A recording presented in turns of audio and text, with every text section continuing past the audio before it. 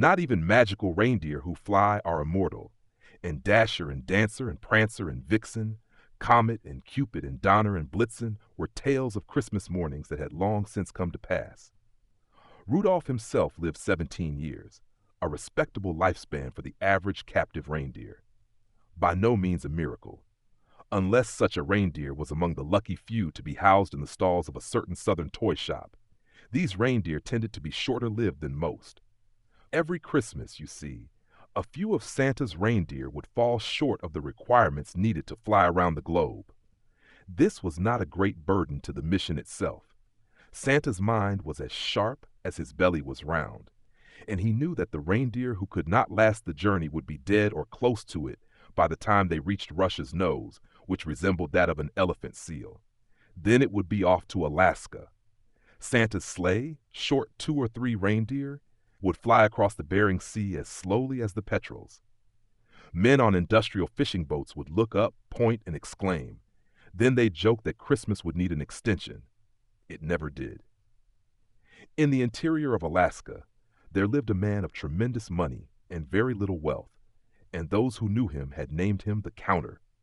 The Counter lived in a decrepit shack where he slouched at his desk in front of the hearth, counting and counting the money he'd made off his reindeer over the years.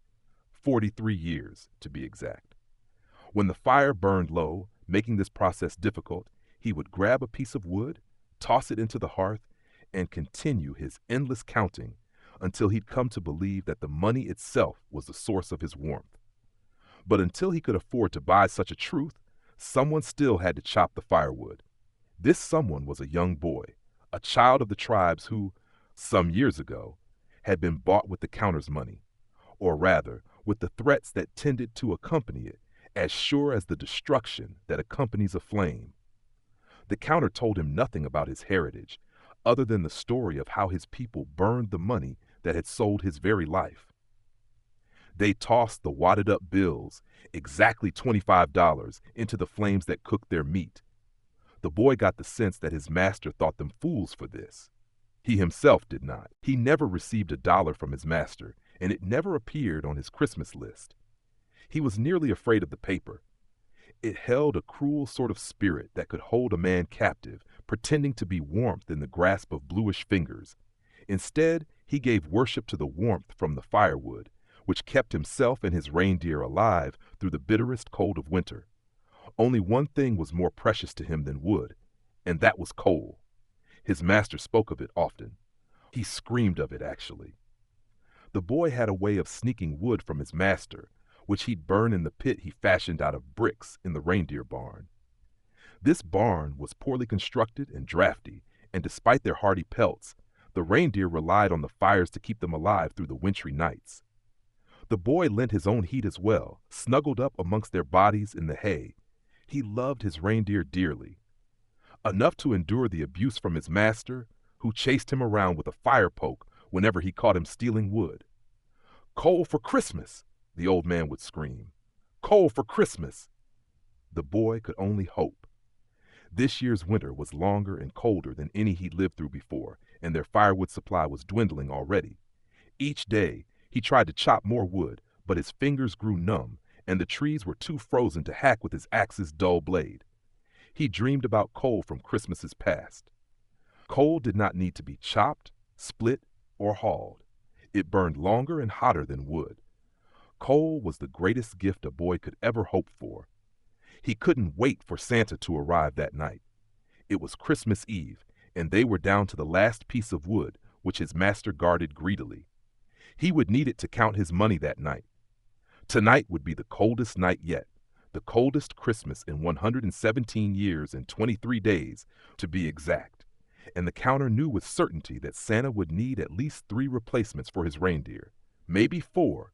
He would make thousands of dollars, enough to count for years to come. He needed that last piece of firewood, but the boy and his reindeer needed it more. "Please, master," begged the young boy. "Without fire tonight, the reindeer will die." "Have they enough fire to last until Santa?" asked the Counter, who was counting his money. Already, his fire burned so low that he counted by candlelight, and this would not do. He needed that last piece of firewood. "They have, but Then this is no concern to me, and do not even think of stealing my wood. For if you do, then I shall set the whole barn ablaze, and they shall have fire to last till the end of their lives." The counter continued his counting. The boy returned to the barn, where his beloved reindeer were crowded by the fire, which was dying by the second. With a sad heart, the boy pondered what to do. Then he made up his mind. Santa Claus arrived with his sleigh 4 reindeer short and 2 close to death. It was better than the counter could have ever hoped to count. While the rosy-cheeked man did business with the counter, he unbridled his reindeer and allowed them to rest in the barn near the fire, which burned as low as embers at this point. With his great red sack slung over his shoulder, Santa walked to the decrepit shack, where the counter stood on the porch, slouched beneath the weight of the cold. He rubbed his hands together, eager for the warmth of his money. It would be found in the great red sack, which magically revealed what a person was owed. Come in, come in," cried the counter. "You are in need of 4 reindeer, maybe 6. Let me count up the money that is owed." "Why," said Santa, who walked inside to see the hearth full of ash, "I am not sure I owe you anything.